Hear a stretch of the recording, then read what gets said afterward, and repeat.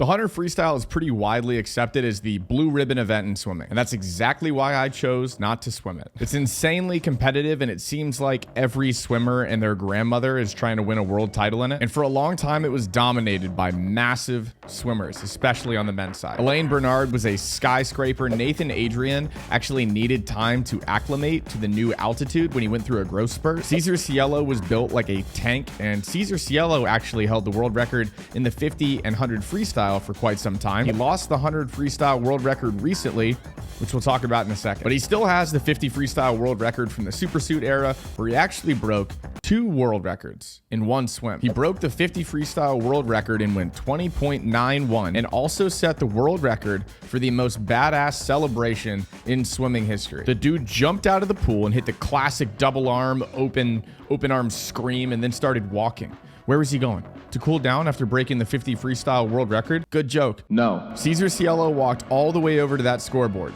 stood in front of it with his hands on his hips, staring at the time.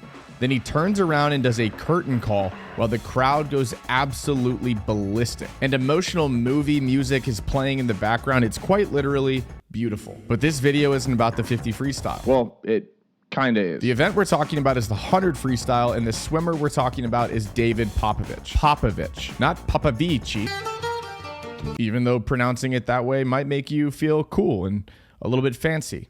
It's Popovici. David Popovici has changed the way we think about the structure of an elite male sprinter. He's tall, yes, but he's not built like Ben Proud, who is without question, in my mind, the most unbelievably jacked swimmer on the planet that we call Earth. In contrast, David Popovici has actually called himself Skinny Legend, which after most weekends is something that I would like to be able to call myself. He's like a speedboat with incredible technique and an inability to go any time slower than 48.00 in the 100 freestyle pretty much ever. He's been 47 in the 100 freestyle so many times that I think we're losing count at this point. But the 100 freestyle is a race that people swim very differently. You've got the fly and die squad. Caleb Dressel, the 21.050 freestyle. Vlad Morozov might be the most obvious of the bunch. That dude laid on the first 50 more than anyone I've ever seen in my life. And then in the other side of the conversation, you've got the back halfers. The guys who just want to be like Bobby Fink and close any race over just any race, anytime ever. Actually, it doesn't matter for Bobby Fink. Kyle Chalmers has some of the best closing speed in the bunch. Phelps actually has one of the fastest second 50s in 100 freestyle in the history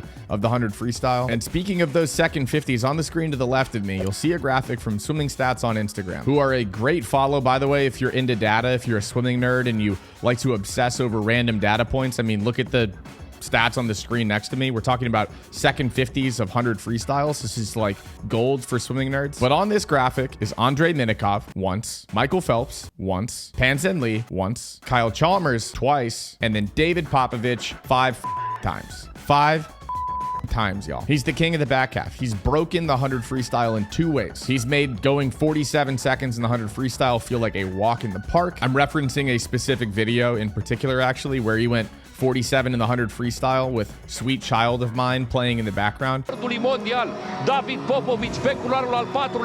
It's sick in so many ways. Can we actually talk about how versatile or versatile? It's kind of funny that you can say the word versatile or versatile in 2 different ways, but how versatile the word sick is.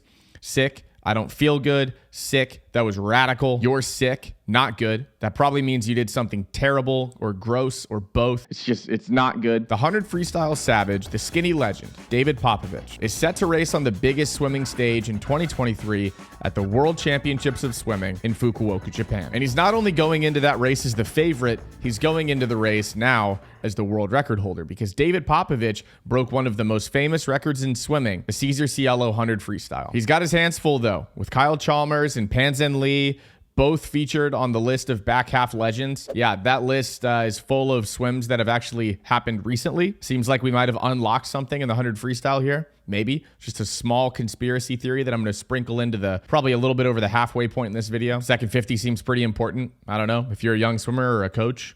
Might want to take a look at that. But you got David Popovici as the favorite. Kyle Chalmers coming in right behind him with the best time of 47.08. Panzan Lee of China has been 47.22. He did that very recently, actually, so we know he's in top form. Speaking of top form, Josh Liendo of Canada is going to be in this race as well, and he's been firing off like crazy. He actually almost cost me $100 during NCAAs this year when I said if someone goes under 40.00 in the 100 freestyle, I would Venmo someone that like retweeted a tweet $100.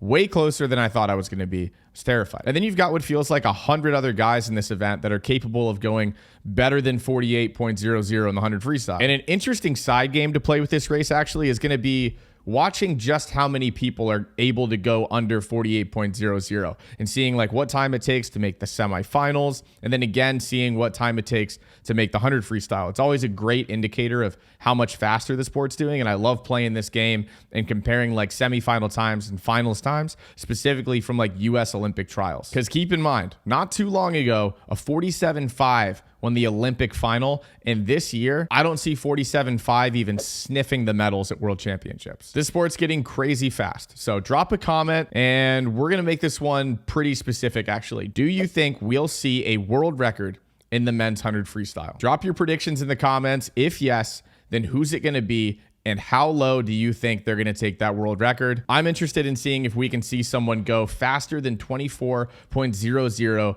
on the second 50. That swim, just the second 50, would get a full video in and of itself if we saw someone do that. Seeing 23 something on a second 50 split or a 50 split other than the first 50 of any race would be mind-boggling. It wouldn't really make sense. Thanks for watching, y'all. Get excited for the 2023 World Swimming Championships. We're just a couple days away. I'm going to keep posting videos at 11 a.m. Central Time, hopefully throughout the event as well. If they start fading, it's because I'm posting a lot of videos. I've been trying to keep the content going, trying to hype this event up because, like I've said a few times, I think this event should get the same treatment that the Olympics gets. This is the World Championships. It's the championship of the entire world. So help get the swimming community all together. Send this video to a friend to help them get excited to watch the event. Hit that like button to make the YouTube algorithm happy. And I'll see y'all in the next one, which, as you guessed it, will be tomorrow at 11 a.m. Central Time. Thanks for watching. See ya.